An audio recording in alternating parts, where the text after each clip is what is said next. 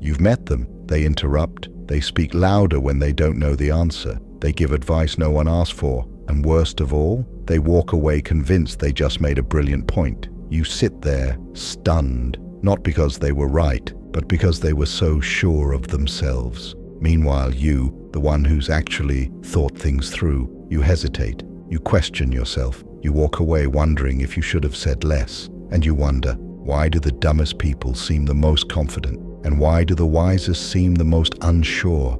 You're not imagining it. You've stumbled into a mental trap that affects everyone, including you. One of the most dangerous cognitive glitches in the human mind. And once you see it, you'll start seeing it everywhere. Let's make one thing clear. Stupidity isn't just a lack of intelligence. It's a dangerous blend of ignorance and certainty. It's not about IQ. It's about awareness. The awareness that you might be wrong, that you might not know enough, that your worldview might need an update. Stupid people don't know they're stupid, and that's what makes them powerful. They speak with conviction. They act with confidence. They barrel into debates and discussions like tanks, unaware that they've brought a knife to a gunfight. They're not pretending. They believe in their illusion. That's what makes it dangerous. You can't argue with someone who doesn't know what they don't know. You can't reason with someone who doesn't realize they're unqualified. They don't ask questions. They make statements. They don't learn. They double down. And in a world that rewards certainty over nuance, they rise. Imagine trying to measure your height without a ruler. You stand tall, guess the number, and walk away confident, but your guess could be wildly wrong. That's how ignorance works. The less you know, the harder it is to accurately assess how much you don't know. This is the core of the Dunning-Kruger Effect. In 1999, psychologists David Dunning and Justin Kruger conducted a series of experiments. They tested people on grammar, logic, and humor. The worst performers, the ones who scored in the bottom quartile, dramatically overestimated their performance. They believed they were above average, that they understood the topic well, that they were smarter than they really were. Why? Because they didn't know enough to see their own mistakes. Ignorance isn't just a lack of knowledge. It's a lack of self-awareness about that knowledge. And the less you know, the more invisible your ignorance becomes. That's why the Dunning-Kruger effect isn't just about others. It's about you. It's about all of us. At some point in your life, you've spoken confidently about something you barely understood. You didn't mean to deceive anyone. You just didn't realize how deep the topic really was. That's the trap. We mistake familiarity for expertise, and we confuse confidence with correctness. Here's the disturbing truth. Most people would rather seem smart than be smart, because confidence is easier to fake than competence. You can sound intelligent with a strong tone. You can look intelligent with the right posture and vocabulary. You can feel intelligent simply by repeating something you heard once, and the world buys it. Because in most situations, people don't test your knowledge. They respond to how you present yourself. Confidence is contagious. It signals strength, authority, and competence, even if it's all empty. This is why the Dunning-Kruger effect isn't just a cognitive glitch. It's a social survival tool. For people with low self-awareness, confidence becomes a shield. They don't study, they don't reflect, they don't question, they just assert, and the world often listens. This is how incompetence rises through the ranks, not because it's skilled, but because it sounds like it is. Here's the paradox that might hurt a little. If you constantly question your intelligence, if you doubt your own knowledge, if you hesitate to speak because you might be wrong, that's probably the best sign that you're not stupid, because real intelligence is tied to self-awareness, to a willingness to doubt, to an openness to correction.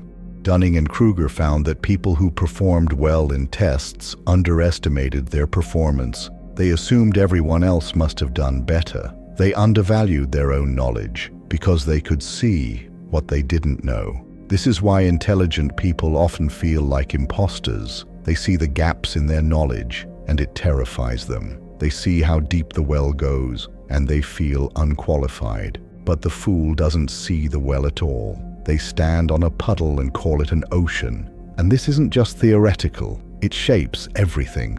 The job you didn't apply for, the point you didn't speak up to make, the opportunity you let pass because you didn't feel ready.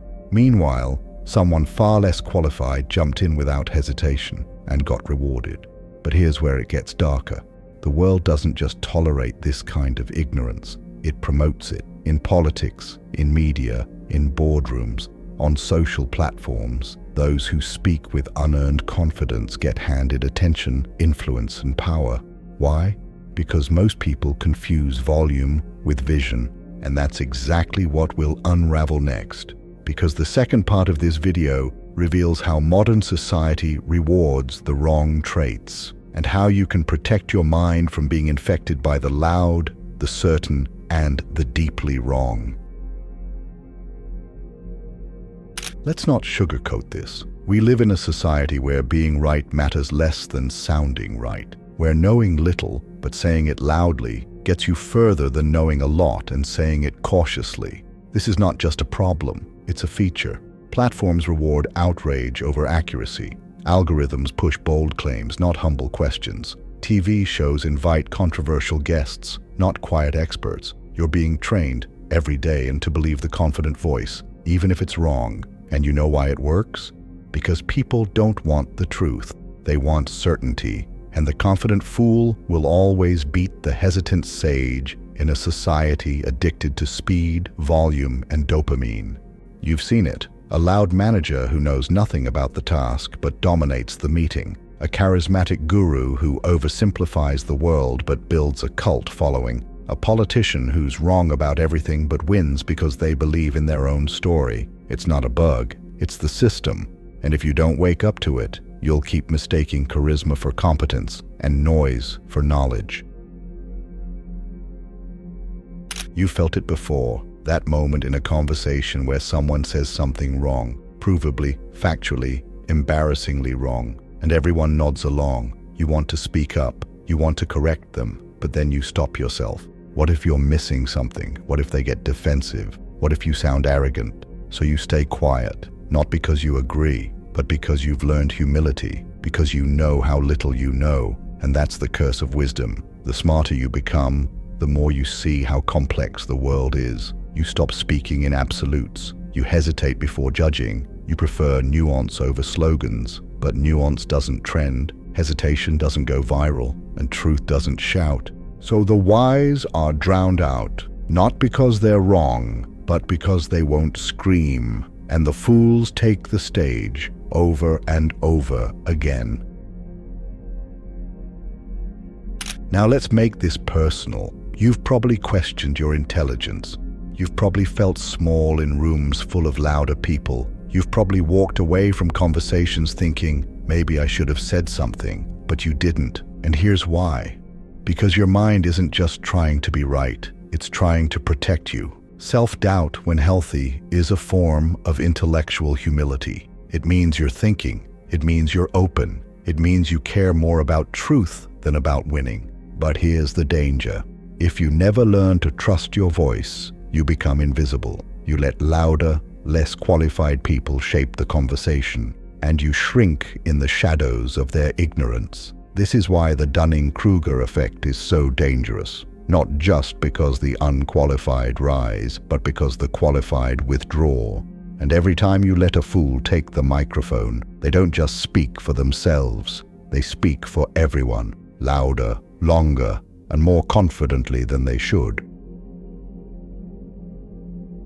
Here's a difficult truth. The biggest red flag isn't ignorance, it's certainty. When someone acts like they have all the answers, when they speak in absolutes, when they refuse to say, I don't know, that's when you should worry, because real intelligence makes room for mystery. The wisest people are cautious. They pause, they ask, they say, let me think about that. They say, I could be wrong. The fool doesn't. The fool is allergic to uncertainty. The fool rushes in. The fool quotes headlines as if they're scripture. The fool refuses nuance, because nuance requires effort. And in today's world, where speed and certainty dominate, the fool isn't just tolerated, they're elevated.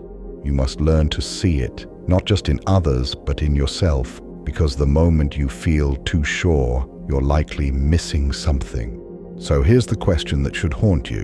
What happens when the wise stay silent for too long? What happens when the thinkers, the careful, the truly intelligent, give up the stage completely? The next part will expose what the Dunning-Kruger Effect means for power, for leadership, and for your future, because the most dangerous fool isn't the one who speaks loudly, it's the one who starts believing they deserve the throne.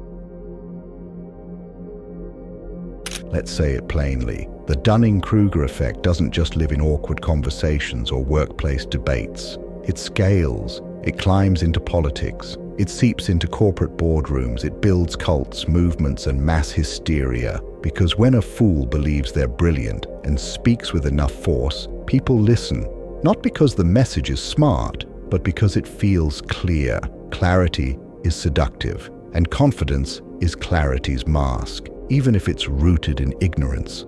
History is full of leaders who had no idea what they were doing, but sounded like they did. They weren't chosen because they were wise, they were chosen because they were sure.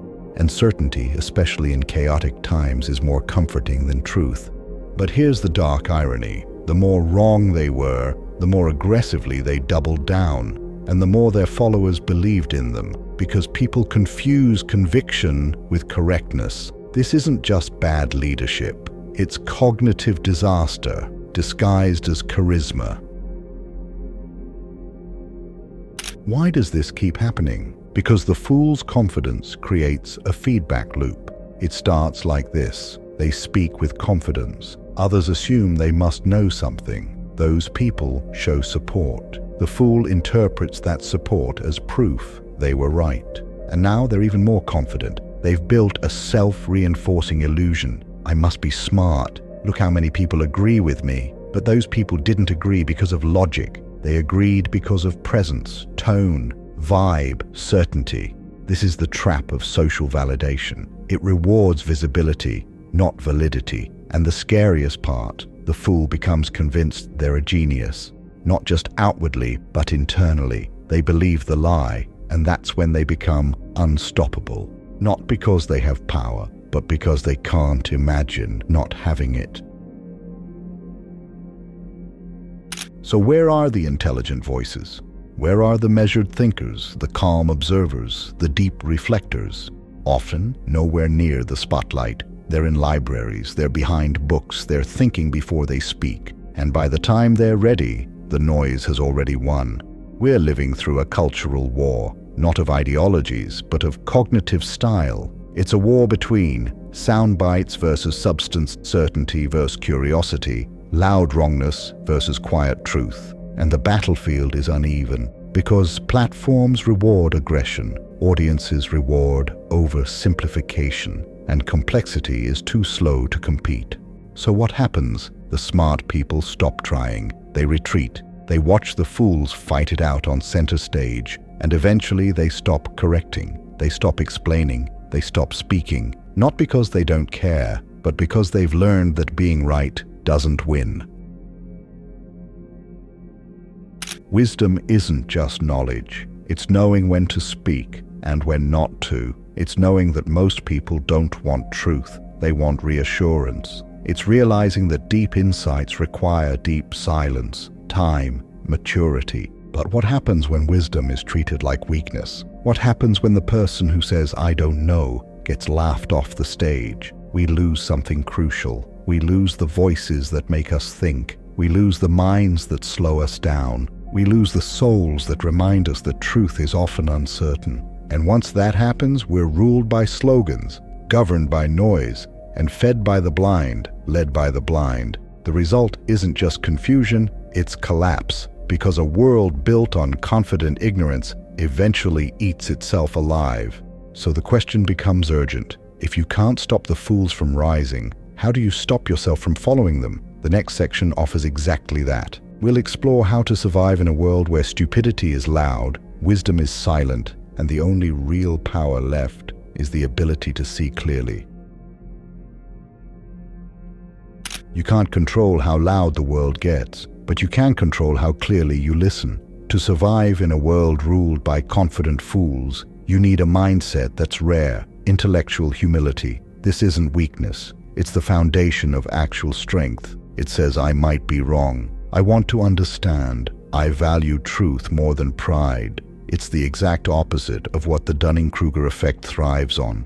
But here's the twist. The moment you think you've escaped the effect, you're in danger of falling into it. Because the Dunning-Kruger trap isn't just for other people. It's for everyone, even you, especially you, when you think you're too smart to fall for it. So the first step, doubt yourself, intelligently, not with anxiety, but with curiosity. Always be asking, how do I know this? Could I be missing something? What's the opposing argument? Because a mind that questions itself is far safer than one that blindly believes. Let's make this clear. If your goal is to win arguments, you've already lost the truth. The fool debates to dominate, the wise discuss to discover, and that's where your real power lies. Not in proving yourself, but in learning, even if that means being wrong. You don't need to always have the answer. You need to have the right attitude when you don't. This is how you stop being fooled by others and by your own ego. Next time you feel the urge to interrupt, impress, or over-explain, ask yourself, am I sharing or performing? Am I here to listen or to win? The more you lean toward truth-seeking, the less likely you are to fall into delusion, and the less likely you are to follow those who already have. It might be the 3 most powerful words in any language. I don't know, but most people are terrified to say them, because in a world that worships certainty, admitting ignorance feels like weakness, but it's not. It's a signal of real intelligence. It shows that your mind isn't just open, it's honest, and that honesty creates space for growth, for truth, for real transformation. Think about this. Every scientific breakthrough, every philosophical revolution, every moment of personal insight began with a question, not an answer, not a slogan, a question. Which means that every time you admit you don't know, you're standing at the door of wisdom. And the fool, they never find that door because they already believe they're inside. Have you ever felt like you're more capable than most people, but also secretly terrified that you're missing something? Good. That's called awareness. It means your brain is doing its job, but don't let that awareness paralyze you. Let it sharpen you. Here's what you do. Learn aggressively but speak cautiously. Ask often but assume little. Share boldly but correct humbly. That's the formula. You're not here to dominate the fools. You're here to transcend them, not with arrogance, but with grounded confidence. The kind of confidence that comes from knowing exactly how much you don't know and choosing to keep walking anyway. Because intelligence isn't about having the loudest voice in the room. It's about walking through the noise without losing your mind. You've now seen how fools rise, how the wise retreat, and how to armor your mind in the chaos. But there's one final truth that almost no one wants to hear. A truth that exposes why this effect doesn't just affect others. It affects you every day, even in ways you don't see. Stick around, because the last part of this video will reveal the hardest pill to swallow and the most liberating path forward. You're not exempt, that's the truth. No matter how intelligent, self-aware, or reflective you think you are, you've been fooled by yourself, by others, by the illusion of competence, the Dunning-Kruger trap, not once, but many times. And it didn't look like arrogance. It looked like certainty. It looked like, I'm sure I know what's best. I've seen this before. I don't need help. But every time we speak without listening, decide without questioning, judge without understanding, we prove ourselves foolish without even knowing it. Because the Dunning-Kruger effect doesn't ask for permission. It creeps in silently. It whispers, you've got this, even when you don't. And the moment you say, this isn't about me, is the moment it becomes about you. We've been conditioned to think of stupidity as something loud, obvious, easily mocked. But real ignorance is sneaky. It looks like overconfidence in your political beliefs, dismissing someone's pain because it doesn't fit your worldview, thinking your experience is universal, talking more than you ask, laughing at people who change their mind. Sometimes it even wears a suit. Sometimes it quotes philosophers. Sometimes it sounds like you. Because stupidity isn't about IQ, it's about ego. It's the refusal to doubt, the allergy to nuance, the addiction to being right. And if you're not watching for it, it will wear your face and speak with your voice. You want to be smart? Good. But that's not a destination, it's a burden. The smarter you become, the more responsible you are for what you do with that intelligence. Are you using it to control or to contribute? Are you making people feel small or helping them rise? Are you arguing to win or questioning to grow? Because intelligence without compassion is cruelty, and awareness without humility is poison. We don't need more clever people, we need more conscious people. People who don't just see the illusion, but refuse to build their identity around being above it. People who know that intelligence isn't proven through debate, but through how quietly they carry their wisdom. Here's the paradox. The more intelligent you become, the dumber you often feel. Not because you are dumb, but because your awareness has grown. You see the complexity. You see how much you don't know. You recognize your blind spots. That's not insecurity. That's clarity. It's why the wise often hesitate, while the fool charges in. It's why the thoughtful speak last, while the arrogant shout first. It's why you might feel less confident now, even though you've never been smarter. Congratulations. That's the point. Feeling stupid isn't a flaw. It's a signal that you're awake.